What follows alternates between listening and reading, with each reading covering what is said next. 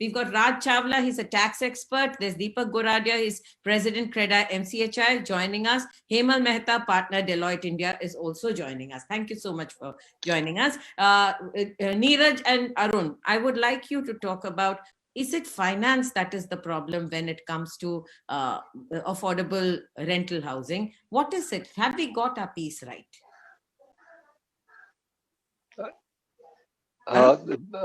Before I go off, I would like to touch upon another subject. Yes. So finance, of course, is a major constraint. Yes. Yes. Now, we are moving towards greater financial inclusion.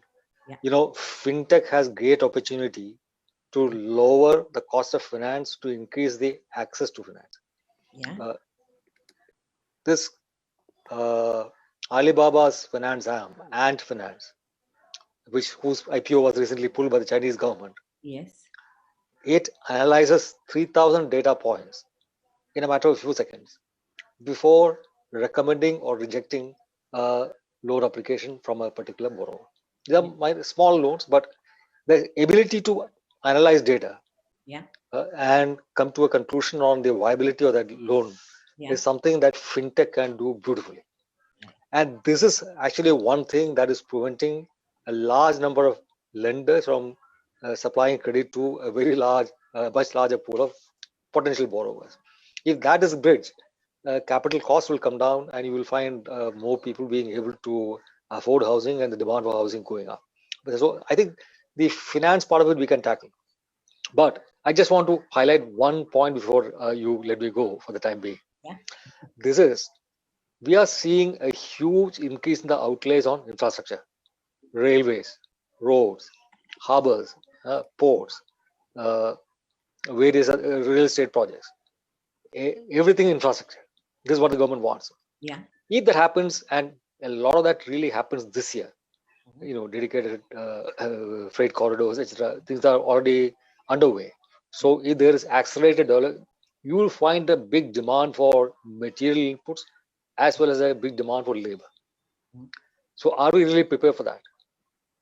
Now, between 2008 and 2014, rural wages went up in real terms in this country because of the huge construction boom.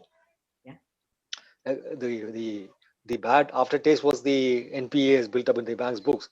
But while this construction boom was on, you've had wages going up sharply in rural areas, in urban areas, because rural labor came to urban areas to become construction workers. There was shortage of squeeze of labor supply in the rural areas, and this urban demand pushed up wages in the urban areas, and wages went up everywhere. Poverty fell sharply. Society improved in various ways. Now, such similar thing could happen if there is a big increase in the demand for labor in the construction sector. Now, especially after the migrants went out of the cities after in the wake of the pandemic lockdown, many of them still haven't come back, but they'll probably come back. Probably the industry needs to think about some more humane labor policies where the industry engages labor directly rather than through contractors who fleece them, who deprive them of agency, and who actually, prevent them from developing the skills that is required for India's construction industry to evolve and become world class. We cannot really undertake construction the way we have been doing this for thousands of years. The way the pyramids of Egypt were built. I mean, you can't really construct housing today in that fashion. If China was able to build a hospital in 1 week, we need to be able to deploy those kind of new construction techniques. So you need to train workers. If you need to train workers, they must be people who stay with you. If there are people who run away, you can't invest in that kind of capital. So if you don't want them to run away, if you want to train them, then you must have different terms of employment for them. Now, these are issues that the industry needs to think about. Not just about finance, not about what subsidy the government can give, what tax concession the government can give. I think this is one very important part of the construction business that the industry must engage with, especially if there is going to be a big upsurge in construction across the board, which will affect ultimately the real estate industry also. Right. Yeah. Thanks. I will leave you now. Okay. And Arun, do come back whenever you can. We would love to have you in because we will be discussing the finance aspect of it even later in this session. So thank you. Yeah, all the panelists for joining us. let's go on to Neeraj. If you could set the tone for our second session. We've got Deepak Goradia. He's the president, CREDAI-MCHI. Hemal Mehta is a partner, Deloitte India, and Raj Chawla is a tax expert. We want to focus on let's deconstruct all the money that has been given into the put into the budget. It's a directional budget. Clearly, the finance minister is saying we are going to spend in infrastructure, and like Arun said, infrastructure always means that it's a long-term vision. It can't be executed overnight. Neeraj, over to you.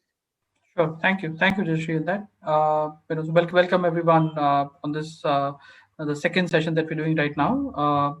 So from the current session point of view, I think it would be good that if we can get your perspective, on some of the things on the finance side, like what Jayashree mentioned also. So like we're setting up a DFI, a Development Financial Institution, with an initial capitalization of 20,000 crores, going up to 5 lakh crores of, that's the expectation to get in 3 years, create a portfolio of assets around that. We also, the government talked about the fact that there's an increased allocation towards highways, there's an increased allocation towards railways, and also I think from a real estate construction sector point of view, there was a major push for metro creation in tier 2, tier 3 cities as well. And we've always seen that metro leads to increase in prices, connectivity coming in, so opening up more land parcels as well there. So there is a lot of money that we're speaking about, in this to get spent in the coming year on the national infrastructure pipeline as well. We've seen some progress also. The finance minister talked about it.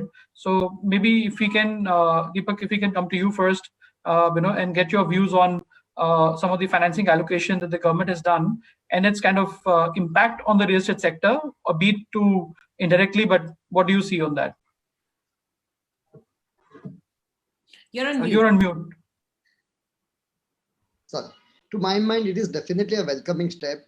The finance ministry has taken this budget, mainly focused on the infrastructure, not increasing any taxes, and allocation of the money in a various infrastructure project that not only include the road and the bus transport, metro transport, even water transport, shipping point of view, and infrastructure point of view, power projects also on renewable energy project and everything. So this all infrastructure project would definitely give a basic required infrastructure for any real estate project.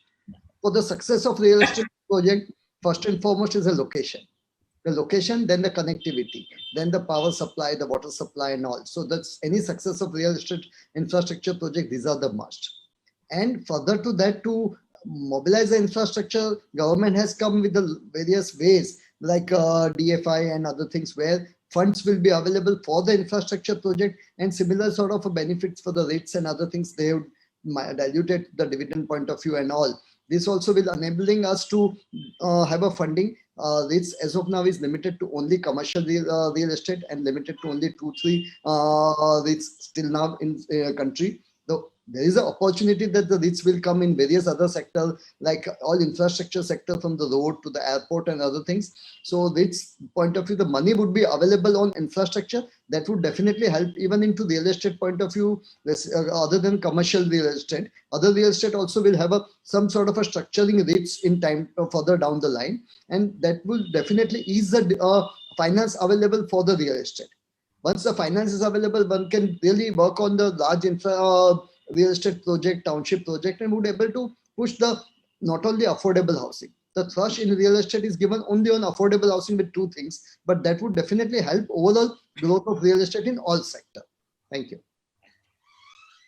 Right. Raj Chawla not putting more taxation, no new taxes is good news, right? What else has the consumer got, has the industry got as far as this budget is concerned? Jayashree, it is very correct, क्योंकि इस budget के अंदर इन्होंने जो 1.5 लाख रुपए की एक additional deduction हमें सेक्शन 80 EA में जो दिया हुआ था एडिशनल, हमें कोई भी इन्वेस्टर है जो हाउसिंग लोन लेता है उसको 2 लाख रुपए की छूट तो मिलती है हाउसिंग में, लेकिन 1.5 लाख की जो एक एडिशनल छूट दी है अफोर्डेबल हाउसिंग में, उसका पीरियड जो खत्म हो रहा था 31 मार्च को, उसको 1 साल के लिए फर्दर एक्सटेंड कर दिया। इससे मैं समझता हूं कि जो हमारा रियल एस्टेट सेक्टर है उसको एक बहुत अच्छा बूस्ट मिलेगा, और जो लोग अफोर्डेबल हाउसिंग में मूव करना चाहते हैं उनके लिए भी एक अच्छा होगा, उनको टैक्स की डिडक्शन मिलेगी। तो एक तरह से हमारी जो रियल एस्टेट इंडस्ट्री है उसको भी बेनिफिट मिल रहा है, और एक तरफ हमारा जो इन्वेस्टर है, जो होम बायर है, उसके लिए भी एक बहुत अच्छा बजट है ये। जी।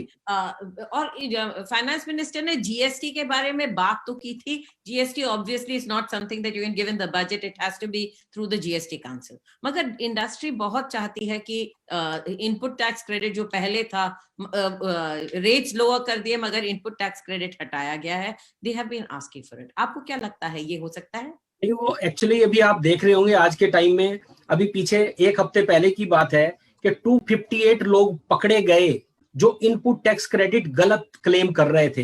मुझे कहने में शर्म आती है कि उसमें से 8 चार्टर्ड अकाउंटेंट्स थे। न्यूज है ये, मुझे भी मतलब अच्छा नहीं लगता। कहने का मतलब है इतना बड़ा सिस्टम गड़बड़ चल रहा है, और हमारे लिए खुशी की बात है कि आज जहां पे पहले जो इनडायरेक्ट टैक्सेशन था वो बहुत कम होता था, जितने भी प्रैक्टिसिंग टैक्स प्रैक्टिशनर होते थे वो डायरेक्ट टैक्स पे ही फोकस करते थे, क्योंकि डायरेक्ट टैक्स की प्रैक्टिस बहुत बड़ी थी। और अब आप देखिए कि हमारे टोटल बजट का डायरेक्ट टैक्स कलेक्शन 17% है, जबकि जीएसटी का कलेक्शन 18% है। और इस मंथ में जो जनवरी का महीना हमारा बीता है, इसमें हाईएस्ट जीएसटी कलेक्शन हुआ है 1.2 करोड़। तो गवर्नमेंट एक तरफ अच्छा मूव कर रही है, क्योंकि इनपुट टैक्स क्रेडिट देने से क्या होता है कि बहुत ज्यादा गड़बड़ होने के चांस रहते हैं। This is the reason behind कि मुझे जो लगता है कि उन्होंने इनपुट क्रेडिट का बेनिफिट नहीं दे रहे हैं। Hemal, if we come to you, thanks for joining. On the tax part of it, if you can help us, kind of expand and clarify some of the announcement that the finance minister has done in terms of face assessment, in terms of there's a TDS exemption on REIT as well, which has been pushed out. Then also spoken about the extension of some of the provisions as well there. Oh, thank you, Neeraj. Thank you, Jayashree. So I think as Mr. Chawla has said, certainly let's go with the end consumer first. Let's talk about the softer part. I think there was an expectation that this time that limit of 45 lakh rupees for that housing probably would have got expanded, because pandemic has had entire India, it's not entire world in a way, right? And entire India has got impacted. Now 45 lakh rupees, I know Deepak Ji is there on the call and he will agree with me that tier 1, tier 2 may to get that is a very big difficult. It's a very small number relatively. So the point really is an expectation of an end customer, whether he sits in Mumbai, wherever he sits in India. Expectation was that there is some additional benefit they would have probably got on the mortgage, on the interest, in addition to 2 lakh rupees, right? Which probably was not heard. They only extended 1 year. It has certainly benefited a class of people, but not all. Maybe they could have extended a limit to 1 crore, 1.5 crore. Probably it would have a larger population would have got the benefit of it. That is point number 1. Point number 2, there is a tax deduction for developers who are actually engaged in affordable housing, and they increased that, they expanded that expiry for by 1 more year, similar to end customer. Right now, the question is that affordable housing. When we talk about what is affordable housing, the definition, the characteristics, right? Because in tier 1, tier 2, again the issue comes up is whether I really fall into that category or not. So this year, I think the demand of the developer was that if you really want to give a stimulus to the industry, maybe for 1 year they probably would have made it slightly more softer to ignite the market, so to say. Right? That was the second point. Third point is that there is a range of 20% between the market price and the circle rate or a stamp duty rate, which came as a stimulus package, when the pandemic was hit, and now it has brought into the law. It says that it's only meant for residential projects which are less than 2 crore rupees of value. Fair enough. It's a very good number. 2 crores is a reasonably good number. 20% range is also a very good range. The point really is that why it is only restricted to residential? Why not commercial? Why not? Now look at this way. Today, if you see pan India, and in a real day, I'm sure Neeraj will agree with me, and everybody on this panel will agree with me, that we are actually advising so many developers who are into various asset classes, not only residential, commercial, warehousing, logistic, many other asset classes. This issue of circle rate vis-a-vis the current market rate is actually becoming a thorn now.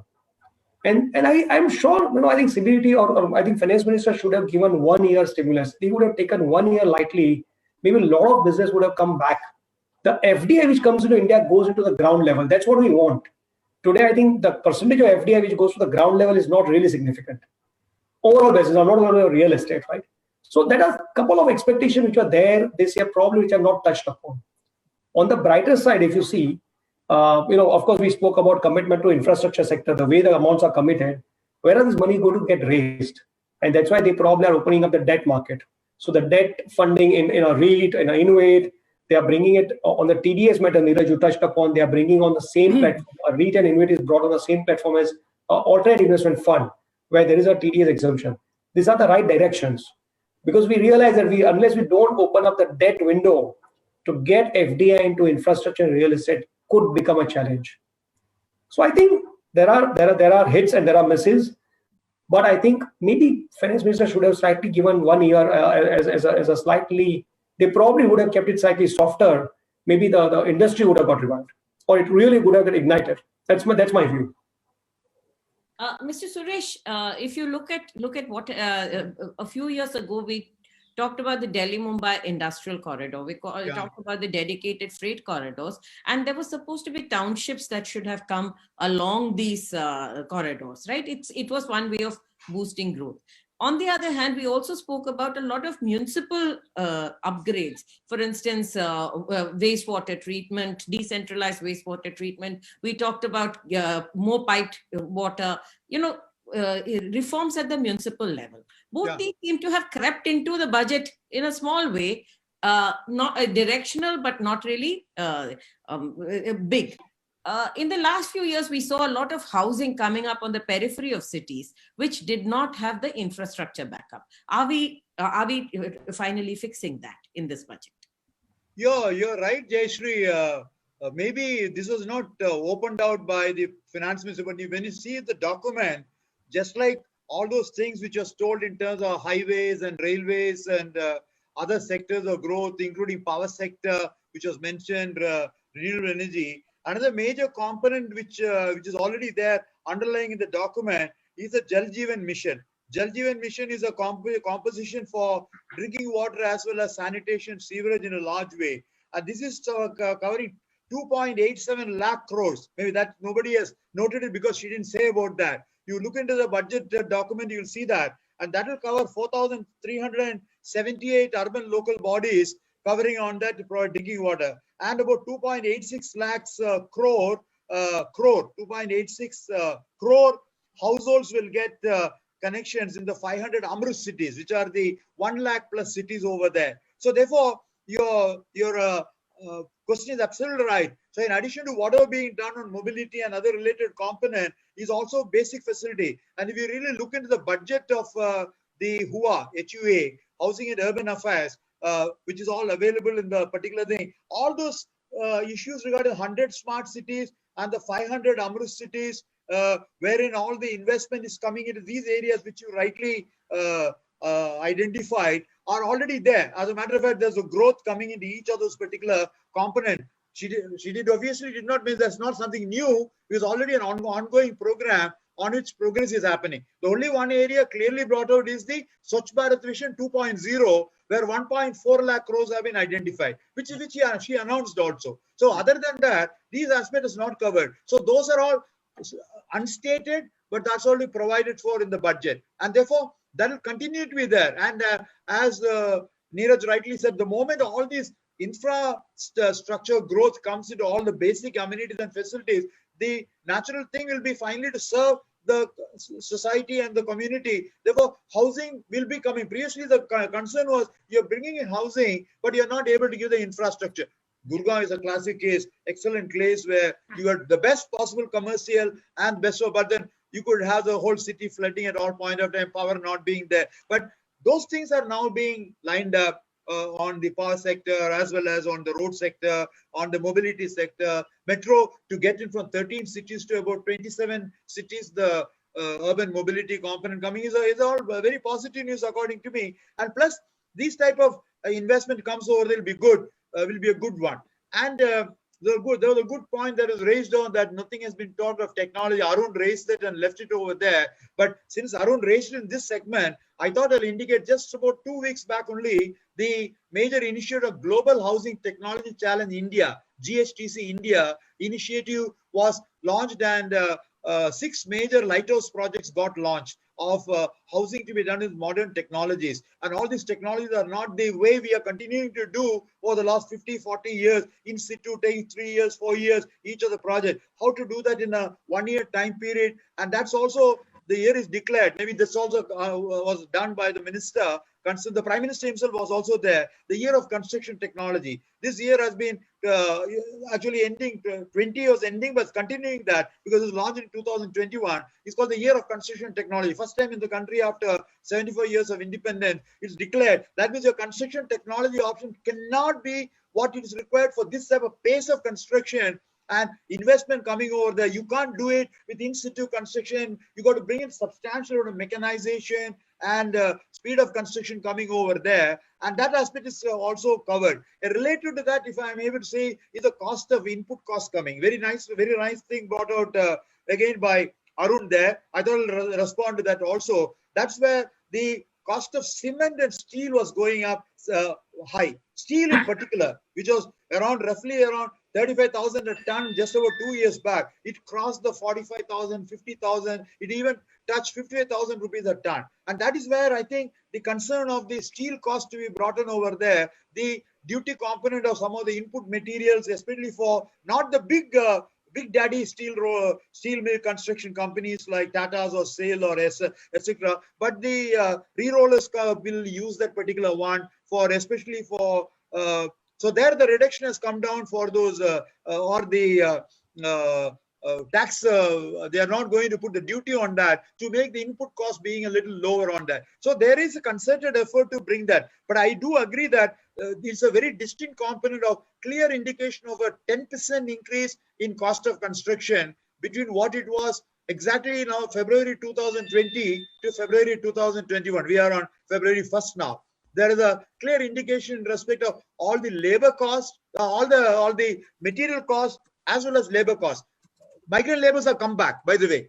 80% of migrant labor has come back in most of the city from where they went back to their parent. Parent is what? UP, Bihar, Jharkhand, Chhattisgarh, Orissa, West Bengal, and Assam. These are the places where all the construction labor was coming, any part of the India. Out of roughly about 80% have come back, but the prices have increased. All of them increased by at least around, what was around 750 to 800 rupees per day has come to 900, 950 of that order. Just to give a, not exactly specific on that, it's increased by about 10%. So that increase in cost is a good point on which we can build upon the case which Deepak ji told and Raj told over there to raise the 45 lakhs to maybe 55 lakhs, etc. I'm making a strong case. This, I'm sure, is an area which the Ministry of Housing and Urban Affairs under Puri Saab and Mishra ji can look into it to make a recommendation to do that particular. After all, a benefit being given. All that was told is that up to that, the tax exemption is being made available for the affordable housing 1 more year. But up to what limit is that? For example, the GST component, if it is 1%, there is 5% coming for all the other one, anything more than that. It can be done. So we got to make a case for that. Very clear-cut material is there, but I'm sure intentions are very honorable. The idea is growth should come over there. Mr. Suresh, I'm going to come back to you. Let me go back to him. Neeraj, you want to take over? Yeah, sure. So Deepak, if I may ask, in terms of from the rental housing perspective, given that the Mumbai region has a lot of migrant labor coming in, and you've got a number of challenges associated with that as well. As MCHI, I mean, how do you see that we can actually come to a different perspective and get the rental housing in the real form made available from a financing perspective, from a actually getting the interest of developers over there? The reason which is provided in the budget, the tax benefit for the rental housing for the migrant laborers and all, practically for the city like Mumbai, the tier 1 city, it is hardly impossible to get a affordable the land at the cost, and then you charge the rental to the migrant workers and then do it. Practically, it is not at all possible. I would say, unless state government will come forward and provide us some land in some MMR location, wherein we can provide up migrant workers to stay, and we can transport it to the construction site. But the land is major challenge. in MMR, and unless we are provided a land, and we as a CREDAI-MCHI we had earlier represented, leave aside this scheme, we had represented for this to the state government. We are still pursuing with the state government, and that some sort of a land allocation can be done where as an association we can create land rental housing, and that can be structured not with the budget benefit point of view, but genuinely need of the workers point of view. So probably a combination of some of the policy initiative as well as land, and then in terms of creating certain amount of measures, because you need maybe some amount of subsidization to happen, from a FSI perspective, maybe relaxation, and then in terms of some of the changes to be done, so that let's say that you are able to have either, if you have to do it from a private perspective, then through probably a private-public partnership model coming up there. Is that something that you're looking at? Yeah, Neeraj, your suggestion that also can be considered from the state point of view, private-public partnership, and some sort of a land to the association, not to the individual. But the thing is, for the purpose of a social benefit for the construction workers' point of view, the rental or whatever we charge would be a nominal, maybe a tax benefit under this budget would be there. That we would be one of the attraction. But the thing is, availability and the viability point of view, unless project becomes viable. FSI point of view, we have enough FSI. We don't need any concession in part of FSI.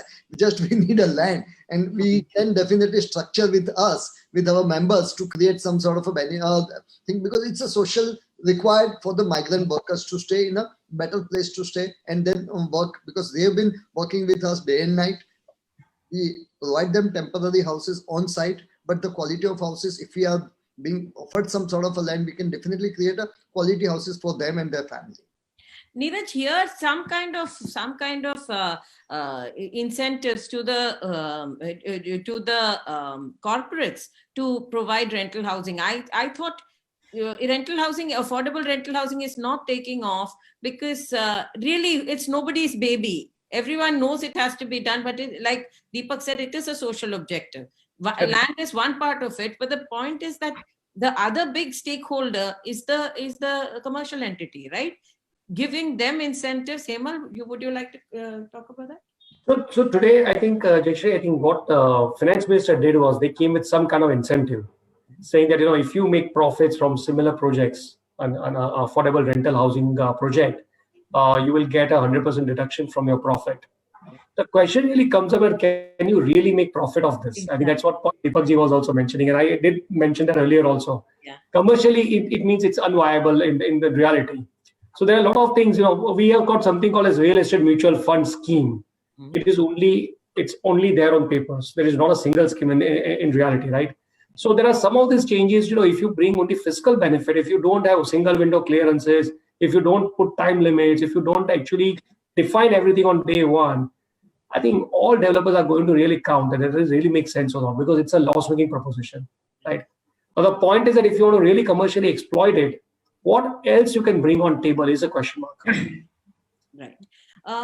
I would, before you guys go, I'd like one topic to talk about: a national asset monetizing pipeline and dashboard with a dashboard. The other one is the development finance, professionally managed development finance fund. Do quickly, maybe 30-40 seconds each on these two announcements. How will it impact? Hemal, we can start with you. All right, thank you. So I think this is what we saw in some of the European countries, right, to start with, whether it is related to stress assets, whether it is related to really monetizing assets, right? And I think some of these European values, though the small countries, they did very well. Yeah. So I think it's a good move and professionally managed, so there is no biases which probably remains on either of the ends. So that's my take. I'm quite glad to hear this. Okay, Raj, you want to comment on that? Raj, you're on mute.